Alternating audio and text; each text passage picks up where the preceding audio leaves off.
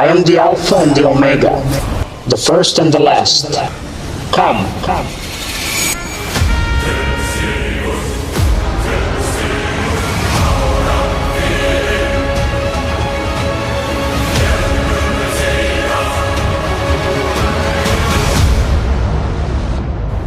Was I dead, or did I see the living God? Write what you see, for I will show you what must soon take place.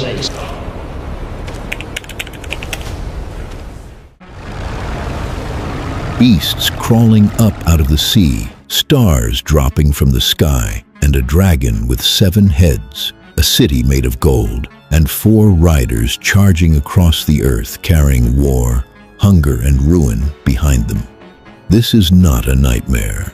It is the last book of the Bible, and every strange and terrifying word of it was written down by one man who saw the end of the world with his own eyes. His name was John.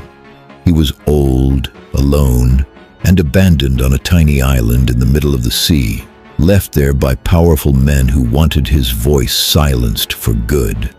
But on that island, the sky tore open above him. John watched the throne of God blaze with lightning. He saw a lamb take hold of a sealed scroll that held the fate of all mankind. One by one, the seals were broken, and the world began to come apart. Trumpets sounded. Bowls of fire were poured out. A great evil rose up and forced its mark onto every hand and every forehead, while a wicked city grew fat and proud on the suffering of the innocent. Then the heavens split wide. A rider on a white horse came thundering down, and the final battle for everything began. This is the story of how the world ends, and what rises out of the ashes when it does. It is a story of monsters and kings, of judgment and fire, of a war that stretches from heaven all the way down to the earth. But hidden underneath all the terror is a promise that no matter how dark things become, evil does not get the last word.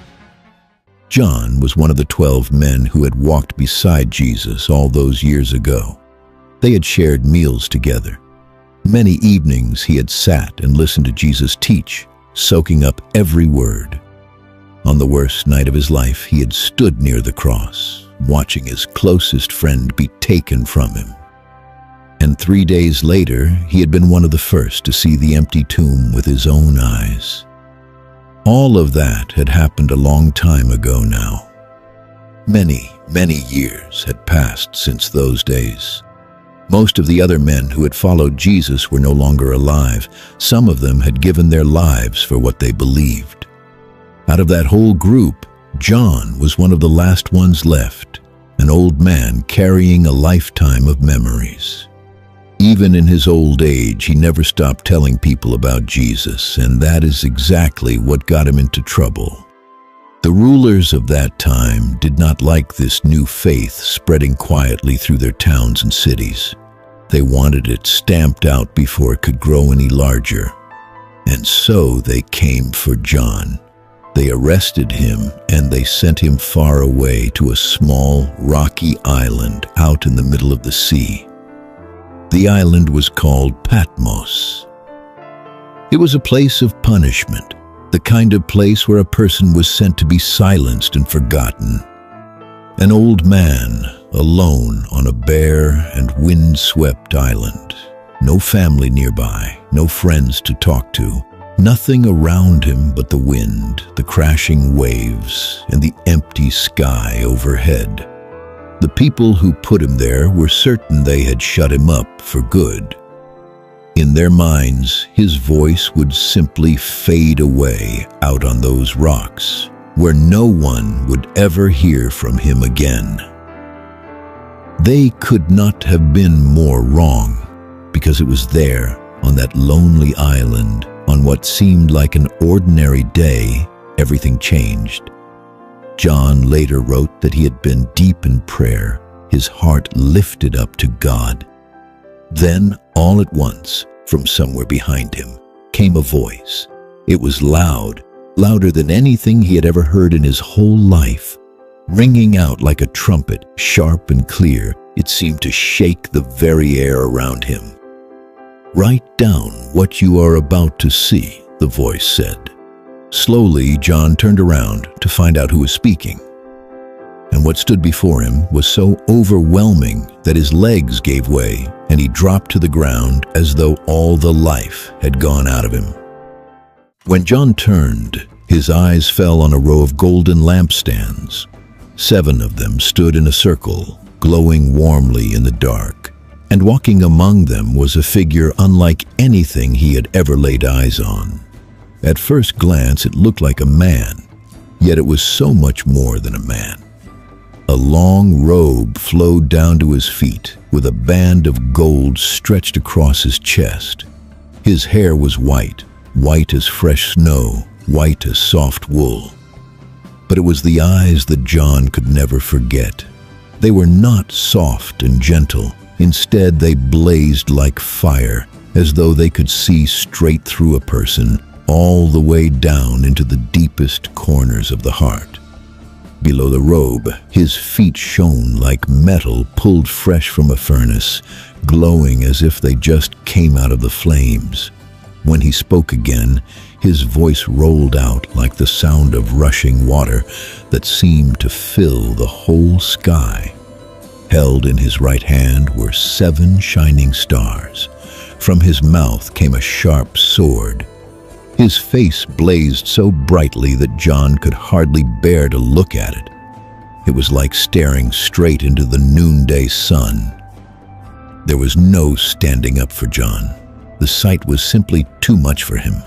Down he went, crumpling to the ground, lying there trembling, certain that this was the moment his life would end. Then something gentle happened. The great figure reached down and rested his right hand on John's shoulder, and the voice that a moment ago had boomed like thunder now grew soft and kind. "Do not be afraid," he said. "I am the first and the last. Once I was gone from this world, taken in death, but look at me now, alive forever and ever. The keys to death itself are in my hand." In that instant, everything clicked into place. This was Jesus, the very same Jesus John had walked beside all those years before, the same dear friend he had watched suffer on the cross. Yet here he stood, glorious and blazing, full of power, alive beyond the reach of the grave.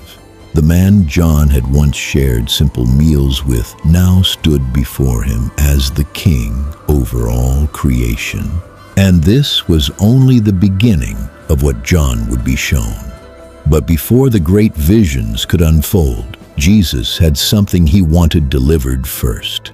Messages, 7 of them, one for each of 7 churches, 7 little groups of believers scattered across the land. Every single word would be aimed straight at their hearts.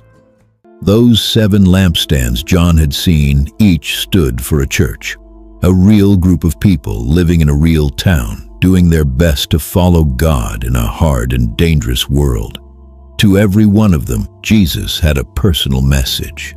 For some of them, the words were warm and full of encouragement. For others, the words landed like a splash of cold water, meant to wake them up before it was too late. Turning first to one church, he spoke with both praise and sorrow. "I know how hard you have worked," he told them. "I know you have refused to give up, but somewhere along the way, you let go of the love you had for me at the very start. Remember how things used to be. Come back to that first love." Another church was suffering terribly, and to them he offered no correction at all, only comfort. "I know you are poor," he said gently. "I know people are hurting you. Yet in heaven you are richer than you could ever imagine. Stay faithful, whatever it may cost you, and I will give you a crown that never fades away." Not every message was so soft, though. There was one church that looked alive from the outside, busy, respected, full of activity day after day. And yet on the inside, its faith had quietly faded. To them, the words were blunt. Everyone thinks you are alive, but the truth is that you are not. Wake up before what little is left slips away. And then there was the church that received his sharpest words of all. These people were neither cold nor on fire for God. Lukewarm is what they were, sitting comfortably in the middle, pleased with themselves, sure they had everything they could possibly need. But Jesus held up a mirror they did not want to look into. "You say you are rich and need nothing," he told them. "Yet you cannot see how poor and blind and empty you really are." Even so, he did not slam the door on them. Instead, he offered one of the most tender pictures in the whole book. "Look," he said, "I am standing at the door and I am knocking. If anyone hears my voice and opens that door, I will come inside, and the two of us will sit down and share a meal together like old friends." That was the heart of all 7 letters. However hard the words, the invitation underneath them never changed. Turn back, open the door, come home. But those letters were only the doorway. Once the last word was written down, the real visions began to roll in. And what came next would lift John clean out of the world he had always known. With the letters finished, John lifted his eyes, and the sight ahead of him stole the breath from his chest. A door, an open door, standing wide in the middle of the sky. That same trumpet voice called out to him once more. "Come up here," it said. "I will show you what must happen after this." In a single instant, the lonely island fell away. His spirit was lifted up and carried straight through that open door into a place no living person had ever set foot. Heaven itself surrounded him now. And there, at the very center of everything, stood a throne. Seated upon it was someone. John could not describe a face or a shape. The glory pouring off him was far too bright for that. All he could speak of was the light. The one on the throne shone like precious jewels, gleaming and beautiful beyond words. Curving all the way around the throne was a rainbow, glowing like a deep green emerald, soft and full of color. Out from the throne came flashes of lightning and long rolls of thunder, and the air itself seemed to crackle with power. Just in front of it, 7 torches burned with bright flame. Spread out before the throne lay a great sea, but a sea unlike any on earth. Smooth as glass and clear as crystal, it lay perfectly still, like a floor made of frozen light. Encircling the great throne were 24 smaller thrones, and on each one sat an elder dressed in white, a golden crown resting on his head. Closer still were 4 strange living creatures, each one covered all over with eyes, and each one different from the rest. Day and night, never once stopping to rest, these creatures called out together, "Holy, holy, holy is the Lord God Almighty, who was and is to come." Every time that cry rang out, the 24 elders lowered themselves to the floor. One by one, they lifted the golden crowns from their own heads and laid them down at the foot of the throne. Without saying it in words, they were declaring something simple and true, that nothing they held was truly theirs, and that all of it belonged to the one seated there. John simply stood and took it all in. The lightning, the singing, the endless waves of worship. This was the throne room at the very center of the entire universe. And right there, something was about to begin that would set the whole future of the world into motion. Something caught John's eye in the right hand of the one seated on the throne. It was a scroll, a rolled-up book. But this was no ordinary scroll. It had been sealed shut, locked tight with 7 seals, so that no one could open it or read a single word of what lay inside. Then a mighty angel lifted his voice and called out across all of heaven, "Who is worthy to break these seals and open this scroll?" Silence followed. Nobody came forward. Not one of the elders rose from his throne. Not a single angel stepped out of the crowd. In all of heaven, across the whole earth and even beneath it, no one could be found who was good enough or strong enough to open it. At that, John began to weep. The tears came hard because it seemed the scroll, and whatever hope and future were sealed inside it, might stay locked away forever. No hand could open it. No one was worthy of the task. Gently, one of the elders touched his shoulder. "Do not cry," he said. "Look closely. The Lion of Judah has won the victory. He is the one who is able to open the scroll." Lifting his eyes, John fully expected to see a great and roaring lion. But that was not the sight that met him. Standing there in the middle of the throne was a lamb. And this lamb looked as though it had been through something terrible. The marks of deep wounds were still there on its body. Yet despite those marks, it stood upright and alive.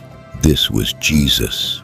He had been the lamb laid down as a sacrifice, the one who had given his life. But the grave had not been able to hold him.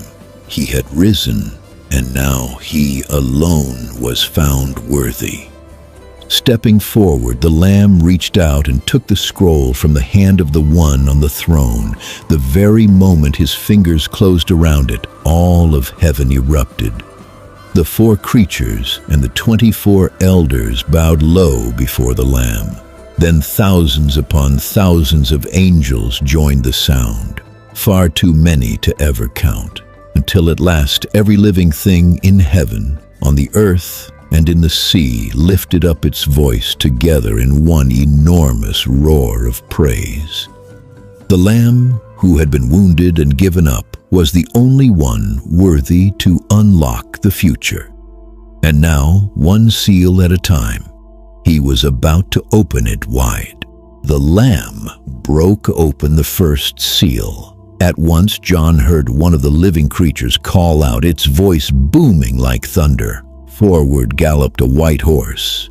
Its rider gripped a bow and wore a crown, riding out like a conqueror set on winning battle after battle. Next, the Lamb broke the second seal. Out came a second horse, this one red, the color of fire. To its rider was given a great sword, along with the power to strip peace away from the earth, so that people would turn against one another and bring harm wherever they went.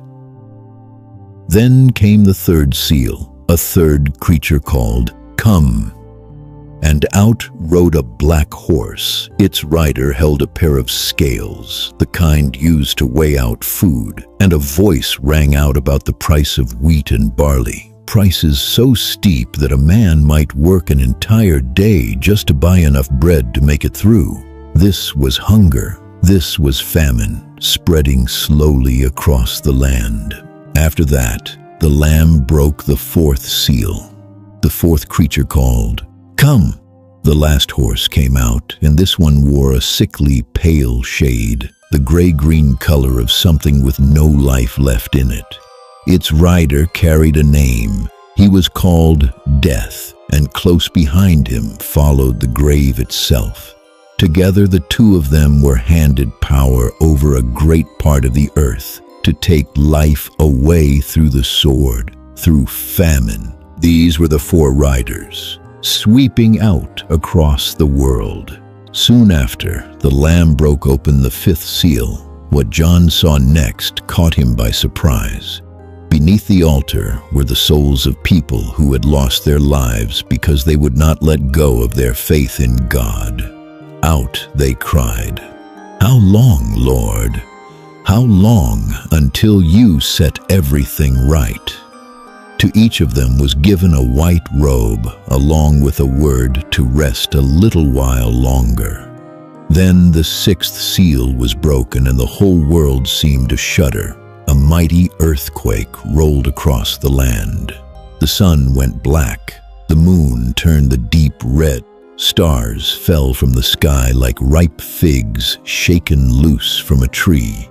And everyone alike, kings, generals, the wealthy, the lowly, every person without exception, ran for the caves and hid, crying out for the mountains to fall on them and bury them away. The great day of God's anger had arrived, and not a soul could stand against it. 6 seals lay broken now.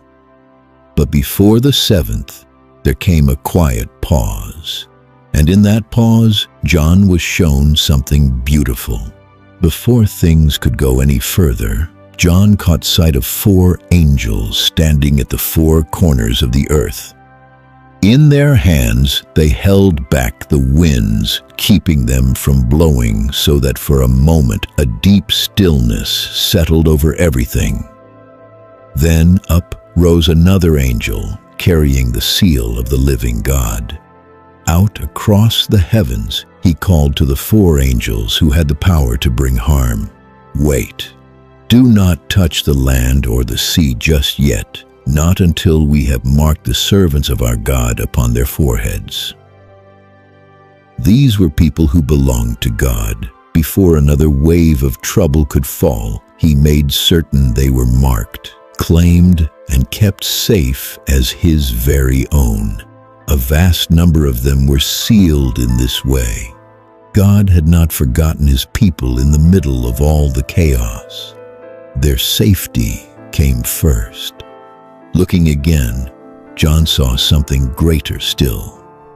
A crowd had gathered, not an ordinary crowd, but one so enormous that no person could ever hope to count it. They came from every nation, every tribe, and every language on earth, all standing together before the throne and before the Lamb. Dressed in white robes with palm branches waving in their hands, they shouted out as one, "Salvation belongs to our God and to the Lamb." John had no idea who all these people were. Seeing this, one of the elders turned to him with a question. "These ones dressed in white, do you know who they are or where they have come from?" John admitted that he did not. So the elder explained it to him. "These are the ones who came through the great suffering. No matter the cost, they held tightly to their faith. They washed their robes and made them white. That is the reason they now stand before the throne." Then the elder shared a promise about them, one of the most comforting lines in all of Scripture. "Never again would they go hungry," he said, "and never again would they thirst. No longer would the sun beat down and scorch them. The Lamb himself would be their shepherd, leading them to springs of living water, and God would reach out and wipe away every last tear from their eyes." After all the horses and all the terror, John was being shown the other half of the story. The suffering had been real and painful, but for those who held on, a home was waiting, a place where the crying would finally come to an end. At last, the 7th seal was opened, and for the space of about half an hour, all of heaven fell completely silent. When that strange, heavy silence had passed, John watched as 7 angels stepped forward, and into the hand of each one was placed a trumpet. These were not trumpets meant for music. They were trumpets of warning. One after another, the angels lifted them to their lips. The first angel sounded his trumpet. Down came hail and fire, pouring over the earth. 1/3 of all the trees were burned away, and every blade of green grass was scorched. The second angel sounded his trumpet. Something like an enormous burning mountain was hurled into the sea. 1/3 of the creatures living in them perished, and 1/3 of the ships were ruined. The third angel sounded his trumpet. A great blazing star dropped from the sky, falling on the rivers and the springs of fresh water. The star carried a name. It was called Bitterness, and the waters it touched turned bitter, so bitter that those who drank them could not survive. The fourth angel sounded his trumpet. Up in the heavens, the lights themselves were struck. 1/3 of the sun went dim, along with 1/3 of the moon and 1/3 of the stars. The days grew darker, and the nights darker still than anyone had ever known. High overhead, John then saw an eagle soaring across the sky, crying out a warning to everyone still left on the earth. Trouble, trouble, trouble is on its way, because 3 more trumpets are about to sound, and they will be worse than everything before them. Each trumpet was like God knocking, a little louder each time, offering the world one more chance to wake up, to turn back, to change its ways. Terrible as the disasters were, notice that each one struck only 1/3, not everything, not yet. There was still room left. There was still time left. The door stood open, just a crack for anyone willing to turn around. Yet the world by and large would not, and the trumpet still to come would prove the most dreadful of all. The fifth angel sounded his trumpet. John watched as a star fell from the sky down to the earth, and to this star was handed a key. It was the key to a deep, dark pit, a bottomless shaft sinking far down into the depths. When the pit was unlocked, smoke came pouring up out of it like the smoke of a giant furnace. There was so much of it that the sun itself grew dim and the whole sky was clouded over. And out of that rolling smoke came a swarm. At first they looked something like locusts, yet they were like no insect anyone had ever seen. Their faces resembled the faces of men. Their hair was long like the hair of women. Their teeth were sharp like the teeth of lions, and their tails carried a sting like a scorpion's. Crowns that looked like gold sat upon their heads, and the beating of their wings roared like an army of horses thundering into battle. Over them ruled a king, the angel of the bottomless pit, whose name means the destroyer. But strict orders were given to this swarm. The grass was not to be touched, nor the trees, nor anything green and growing. Their only target was the people who did not carry God's mark upon their foreheads. And even then, they were not allowed to take anyone's life, only to bring terrible pain, with a sting so sharp that people would long for their suffering to end and find no relief from it. That was the fifth trumpet. As horrifying as it was, it stood as only the first of 3 final warnings. Then the sixth angel sounded his trumpet. 4 angels who had been bound at a great river were suddenly set loose, having been kept ready for this very hour.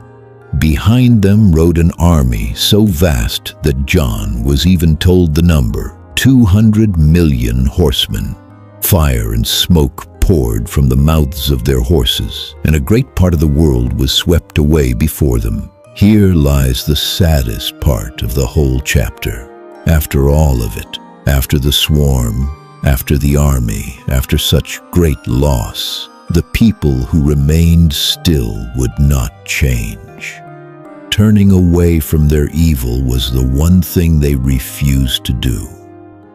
On they went, bowing to things made of gold and silver and stone, lifeless things that could not see or hear or move a step.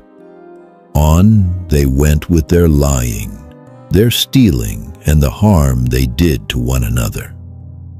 The warnings had come, louder and louder each time, yet the world clung tightly to its sin, refusing to loosen its grip. Down from heaven came a mighty angel, wrapped in a cloud, with a rainbow arching over his head. His face shone like the sun, and his legs stood like two pillars of fire. So enormous was he that one foot rested on the sea and the other on the dry land. Held open in his hand was a little scroll.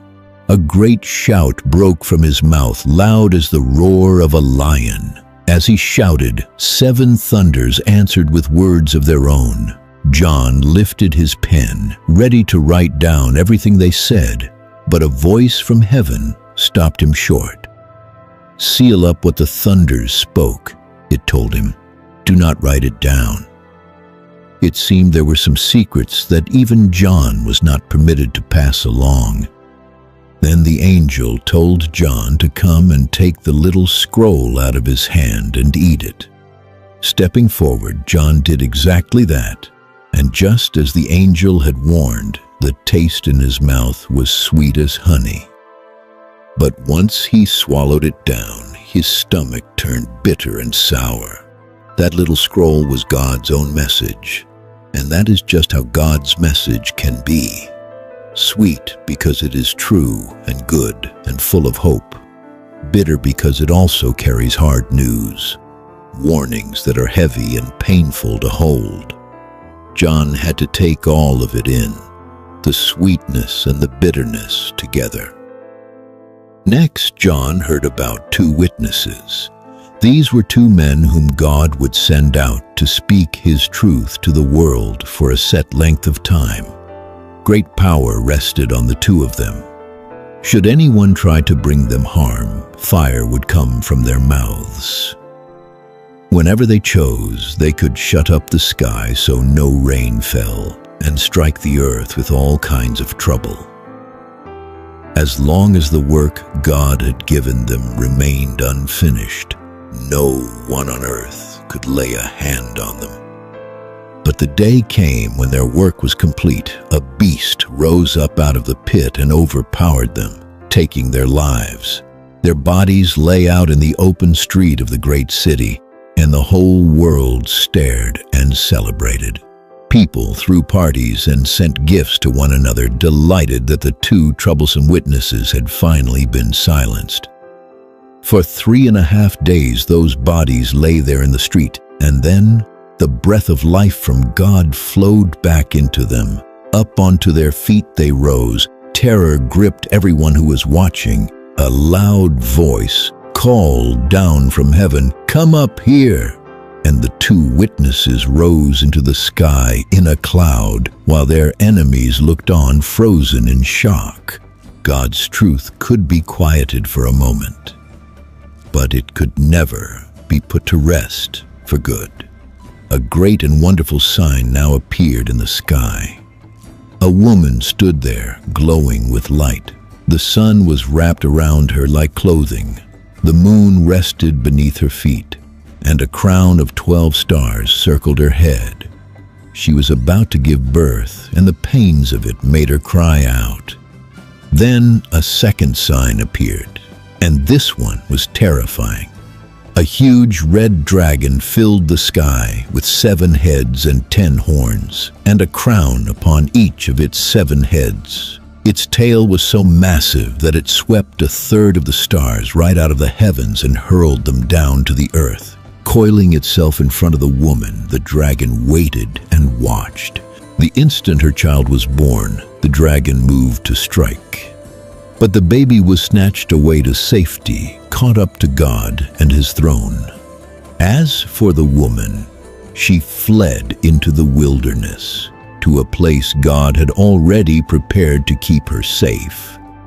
And then it happened. War. War broke out in heaven itself.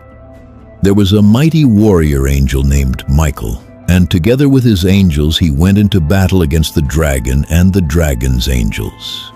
Across the heavens, the 2 armies clashed.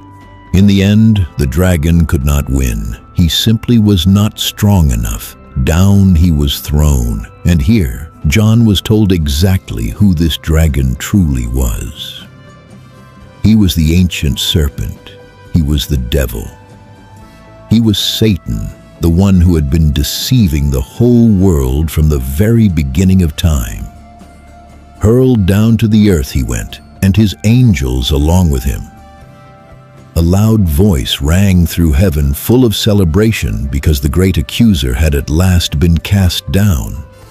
Yet that same voice carried a warning for the earth below. "The devil has come down to you," it said, "and he is burning with fury, because he knows that his time is now very short." That is the truth sitting right at the heart of this whole book. The dragon is powerful, and he is angry. But deep down, he knows something the rest of the world does not. He knows that he has already lost. He knows the clock is quietly running out on him. And a cornered, defeated enemy is the most dangerous kind of all. Knowing his time was short, the dragon turned to make war on everyone who belonged to God. To carry it out, he called up help from the sea. Standing on the shore, John watched as a beast came rising up out of the sea. 7 heads and 10 horns crowned it, just like the dragon. It was monstrous to behold, part leopard, part bear, part lion, all stitched together into one nightmare. And the dragon handed this beast his own power, his own throne, and great authority to go with it. All across the world, people were amazed by the beast. They followed after it. Before long, they were bowing down to worship it, and worshiping the dragon behind it as well, asking one another, "Who is like the beast? Who could ever stand and fight against it?" Opening its mouth, the beast spoke proud and insulting words against God. It was even allowed to make war against God's people and to rule over every tribe and nation for a set season of time. Then a second beast came into view, and this one rose up out of the earth. 2 horns like a lamb sat upon its head, so that it looked gentle and harmless at first. But the moment it opened its mouth, out came the voice of the dragon. It was a deceiver through and through. Its one job was to make everyone worship the first beast. To pull this off, it performed amazing tricks that fooled the watching crowds, even calling fire down from the sky right in front of them so that they would believe. This second beast then did something that has unsettled readers for 2,000 years. It forced everyone, the rich and the poor, the powerful and the lowly, the free and the bound, to receive a mark. The mark went onto the right hand or onto the forehead. Without it, no one was permitted to buy or sell a single thing. No food could be purchased. No goods could be traded. A person was locked out of life itself unless they accepted the mark and showed their loyalty to the beast. Tied to that mark was a number, the number of the beast. Anyone with wisdom, John wrote, should be able to work it out. The number is 666. Here was the great test laid bare. Take the mark, bow to the beast, and an easy, comfortable life was yours. Refuse it, stay loyal to God, and you stood to lose everything. Your money, your food, perhaps even your life. The pressure would be crushing. The whole world would be leaning hard in a single direction. But God was watching closely to see who would hold firm. And in the very next thing John saw, he was reminded that those who refused the mark would never be forgotten. After the darkness of the 2 beasts, John was shown a bright and hopeful sight. The Lamb stood before him again, Jesus, this time upon a mountain called Zion. Gathered around him was a great company of his people, the faithful ones, the pure ones, the ones who had refused to bow before the beast. a brand new song rose from their lips. A song that only they were able to learn, because only they had walked through what they had walked through. Soon John noticed angels flying high across the middle of the sky. The first of them carried a message for the entire earth, for every nation and every people. In a loud voice he proclaimed, "Fear God and give him glory. The hour of his judgment has arrived. Worship the one who made the heavens and the earth and the sea." A second angel came right behind him, announcing something John would not fully understand until later. Fallen is Babylon the Great, the proud city that had led the world far astray. Then a third angel gave the most solemn warning of all. Anyone who worshipped the beast and received its mark, he declared, would have to stand and face the full weight of God's anger. The choice a person made about that mark, the angel made plain, was a choice that carried weight for all eternity. A voice from heaven then spoke a blessing over those who left this world still trusting in God. "Blessed are those who pass on while resting in the Lord," it said. "They will lay down their heavy burdens, and everything good they have done will go right along with them." After this, the scene shifted into a picture of harvest. John saw one who looked like the Son of Man seated on a white cloud, a golden crown upon his head, and a sharp sickle in his hand, the curved blade farmers use for cutting grain. An angel cried out, "Swing your sickle! The harvest of the earth is fully ripe." The one on the cloud swung the sickle across the earth, and the harvest was gathered in. It was a picture of the very end. The world had grown like a field through a long, full season. Now the time had come to bring it all in. The good crop carefully gathered and kept, the rotten fruit cast aside. The long wait was nearly finished, and the last and greatest of the disasters was about to be poured out upon the earth. Another sign appeared in heaven, great and awe-filling. 7 angels, each one carrying one of the 7 final troubles. With these, God's anger against all the evil of the world would at last be brought to completion. Nothing more would follow them. This was the end of the warnings. Into the hand of each angel was placed a golden bowl, filled right up to the brim with the wrath of God. From the temple of heaven, a great voice gave the command, "Go now, pour out the bowls upon the earth." The first angel emptied his bowl over the land, and a great trouble fell upon all the people who carried the mark of the beast. Emptying his bowl into the sea, the second angel turned the whole sea dark and lifeless, and the creatures living in it could no longer survive there. The third angel poured his bowl over the rivers and the springs, and they too were spoiled, so that the fresh water everywhere turned bad. Tipping his bowl toward the sun, the fourth angel gave it power to grow fierce and scorching, so that the heat pressed down hard on the earth.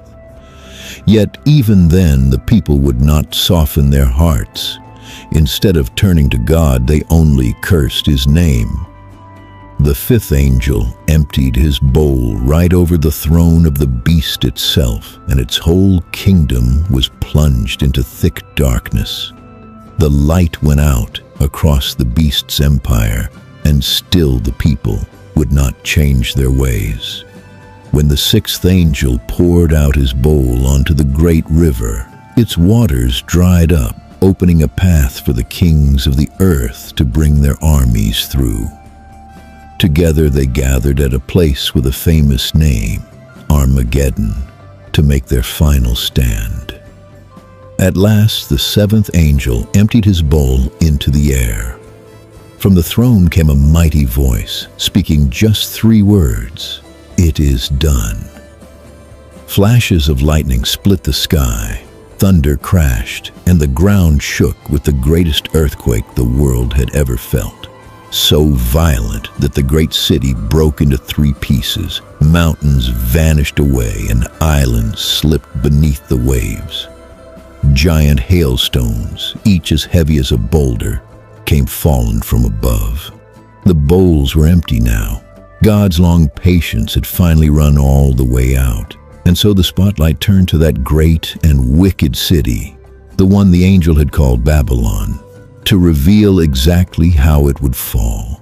One of the angels came to John and said, "Come with me. I will show you the judgment of the great city, the one that sits over many peoples and pulls the whole world into corruption." In his spirit, John was carried out into a wilderness. There he saw a woman, though she was nothing like the glowing woman from before. This one rode upon the scarlet beast, the one covered with insulting names and crowned with 7 heads and 10 horns.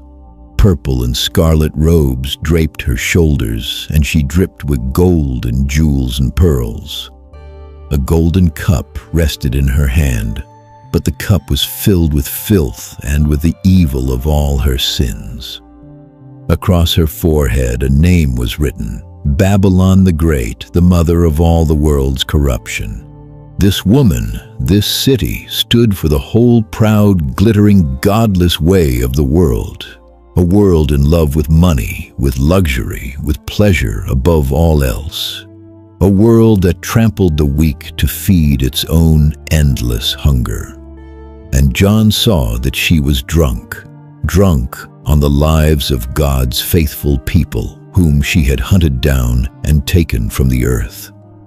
Her hour, though, had come. Down from heaven came another angel, shining with great glory, and he cried out, "Fallen, fallen is Babylon the Great." In a single hour, John was told all her riches would be swept clean away, and the world wept over her.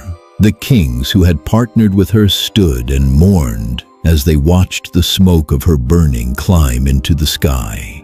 The merchants who had grown rich selling her gold, her fine cloth, her spices, and even the lives of human beings wailed aloud, because in one short hour all their wealth had slipped through their fingers. Far off, the sea captains and sailors looked on as the great city burned, throwing dust on their heads and crying, "Was there ever a city as great as this one?" But up in heaven, the sound could not have been more different. No weeping rose there. Instead, a roar of joy went up, like the noise of a huge crowd shouting out, "Hallelujah!" The world that had once seemed unstoppable, the whole system that crushed the good and rewarded the wicked, had come crashing down at last. Babylon had fallen, and now the king himself was ready to ride. Heaven itself was thrown open before John's eyes, not just a single door this time. The whole sky split wide, and out of it came a rider on a white horse. This was the moment the entire book had been building toward. This was the return of the king. Faithful and True was the name he carried. His eyes blazed like fire. Upon his head sat not one crown, but many crowns, the crowns of all the world. Yet he carried another name as well, written across his robe and along his side for everyone to read: King of Kings and Lord of Lords. Following close behind him came the armies of heaven, mounted on white horses, dressed in clean and shining linen, pure and bright. They carried no weapons of their own, for their king had no need of help. From his mouth came a sharp sword, and with it he would strike down the nations. He had come to set the whole world right once and for all time. Gathering their forces together, the beast and the kings of the earth lined up to make war against the rider and his army. This was the final battle, the last desperate stand of evil against God. But it was hardly a battle at all. The beast was captured. The false prophet who had fooled the world with his miracles, that second beast, was captured right alongside it. And the two of them were thrown into a lake of fire that burned with sulfur. That was the end of the beast and all his lies. Everything they had built, the fear, the deception, the forced worship, collapsed in a single instant the moment the true king appeared. The rider on the white horse had finally come. The long, long fight was very nearly over, but one enemy still remained, the oldest one of them all, the dragon himself. Down from heaven came an angel, holding the key to the bottomless pit in one hand and a great chain in the other. Taking hold of the dragon, that ancient serpent, the devil, Satan, the angel bound him fast with the chain. Into the pit he threw him, locking it and sealing it shut overhead so that the devil could no longer go out and deceive the nations. For 1,000 years, the great deceiver lay chained away in the dark. Throughout that long age, John saw thrones, with the faithful people of God seated upon them. He saw the souls of those who had given their lives rather than bow to the beast or take its mark. They came to life once more, and they reigned alongside Christ for the whole 1,000 years. It was a long and peaceful age with the dragon locked away and the king upon his throne. But when the 1,000 years had run their course, the dragon was let out of his prison one final time.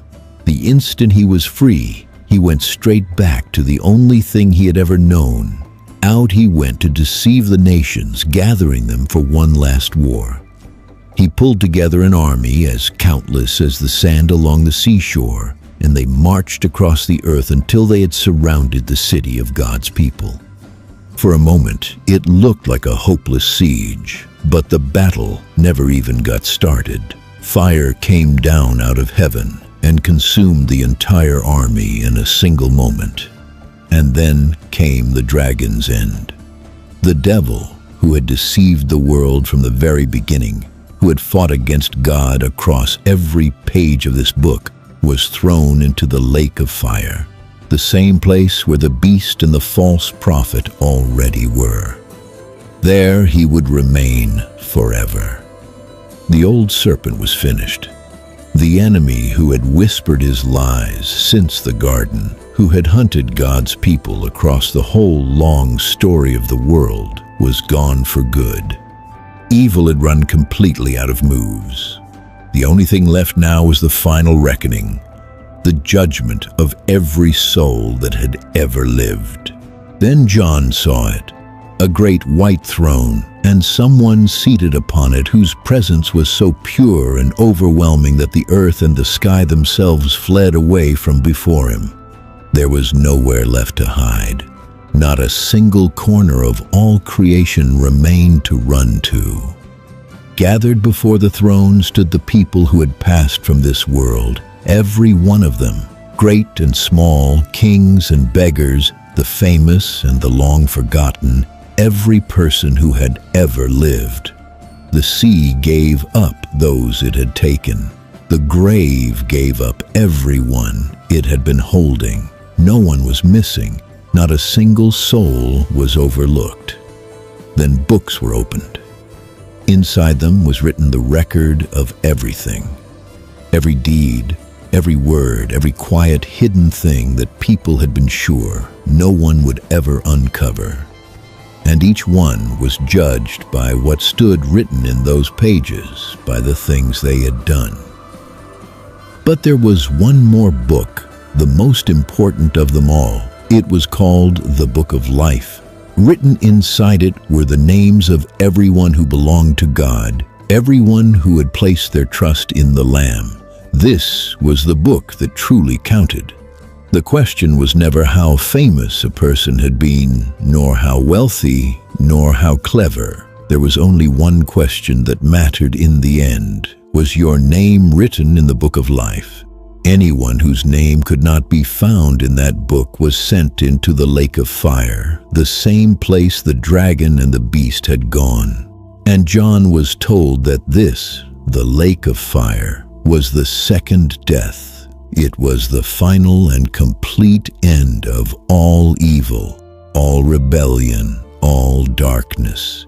This was the most serious moment in the whole story. Every life laid open, every soul accounted for, nothing hidden away, nothing forgotten, nothing left unfinished. But for those whose names were written in the book of life, this was not the end at all. It was the doorway into something brand new, something so beautiful that it makes everything before it look like a passing shadow.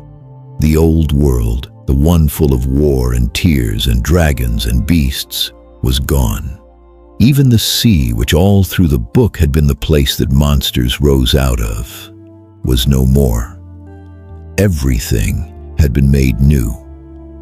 Coming down out of heaven from God, John saw a city, the holy city, the New Jerusalem, shining and beautiful, dressed like a bride on her wedding day.